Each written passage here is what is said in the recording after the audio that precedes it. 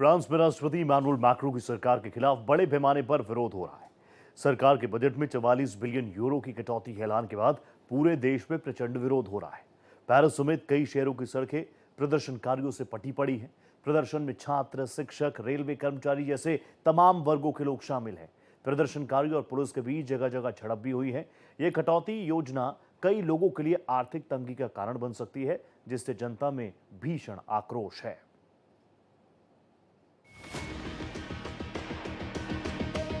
France में प्रचंड बवाल।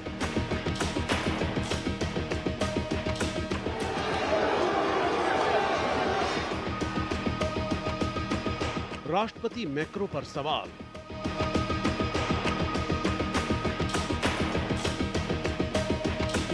बजट में भारी कटौती। सड़कें प्रदर्शनकारियों से पटी।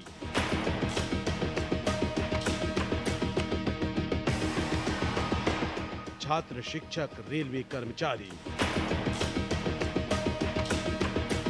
जन आक्रोश की सुनामी।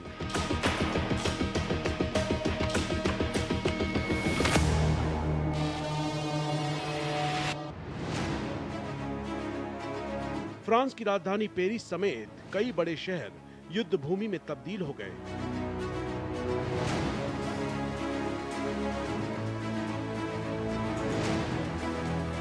बजट कटौती और सरकारी नीतियों के खिलाफ 8 लाख से ज्यादा लोग सड़कों पर उतर आए।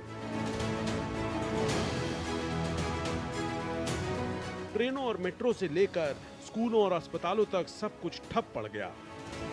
स्थिति इतनी गंभीर रही कि पेरिस की सड़कों पर चारों तरफ धुएं के गुबार, पुलिस और प्रदर्शनकारियों की भिड़ंत और बंद दुकानों के सन्नाटे ने आपातकाल जैसे हालात पैदा कर दिए।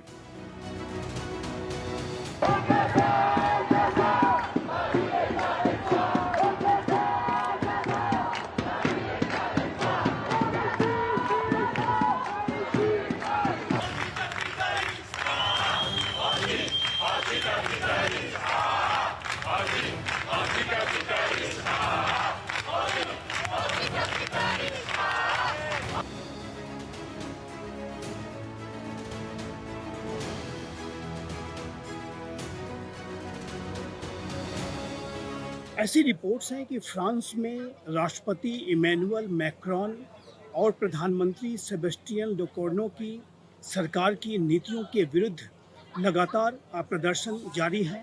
पिछले 10 दिनों में दूसरा एक बड़ा प्रदर्शन वहाँ पर आयोजित किया गया है।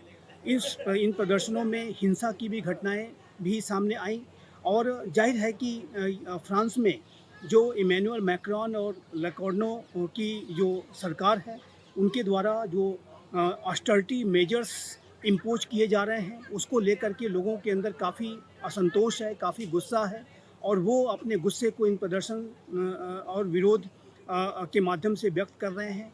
और इसमें कोई दो राय नहीं है कि इस तरीके के ऑस्टेरिटी मेजर्स की वजह से लोगों की जो चुनौतियां हैं वो बढ़ेंगी।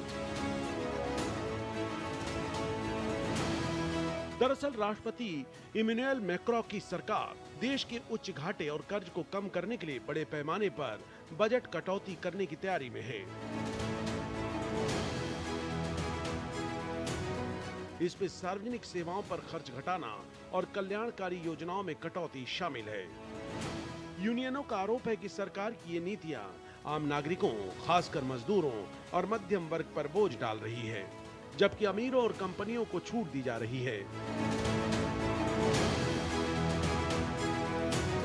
यही नहीं, पिछले हफ्ते संसद में प्रधानमंत्री फ्रांसवा बेयरू के खिलाफ अविश्वास प्रस्ताव पास होने और उनके इस्तीफे ने राजनीतिक संकट को और गहरा दिया।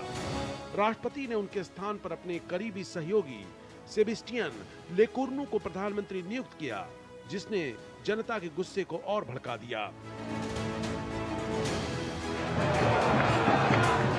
इसी वजह से 12 से ज्यादा यूनियनों ने एक साथ हड़ताल का आह्वान किया। नतीजा ये हुआ कि पूरे फ्रांस में 24 घंटे के लिए सब कुछ बंद रहा। पेरिस, लियोन, मार्सिले, लीले और दूसरे बड़े शहरों में स्कूल, मेट्रो, ट्राम, बसें, रेलवे सेवाएं और यहां तक कि कई फार्मेसियां और व्यवसाय भी बंद रहे। पेरिस मेट्रो लगभग पूरी तरह से ठप रही क्योंकि ज्यादातर ड्राइवर हड़ताल पर चले गए। क्षेत्रीय रेल सेवाओं पर भी गंभीर असर पड़ा, जबकि हाई स्पीड ट्रेनों में आंशिक व्यवधान देखने को मिला।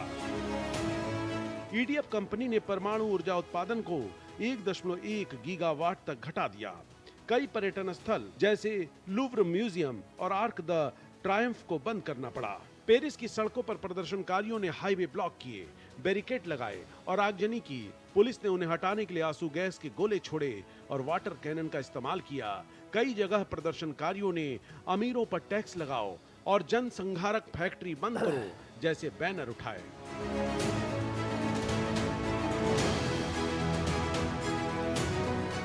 मार्सिले में प्रदर्शनकारियों ने एक आर्म्स फैक्ट्री को ब्लॉक कर दिया, जिस पर आरोप है कि वो इजराइल को हथियार सप्लाई करती है। इस दौरान फिलिस्तीनी झंडे भी लहराए गए और गाजा के समर्थन में नारे लगे।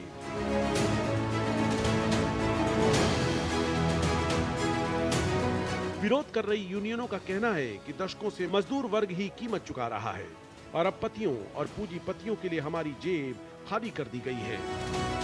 अब कहा जा रहा है कि हमें कर्ज चुकाने के लिए और बलिदान देना होगा, लेकिन सेना के लिए 400 अरब यूरो का बजट पास हो चुका है, लेकिन स्कूल और अस्पतालों के लिए कुछ भी नहीं है।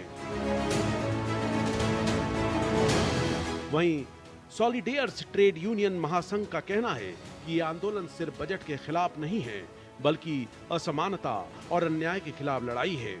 हम चाहते हैं कि धन का न्यायपूर्ण बंटवारा हो और महिलाओं और पुरुषों के बीच समानता सुनिश्चित हो। और इस खास पेशकश में फिलहाल इतना ही। नमस्कार।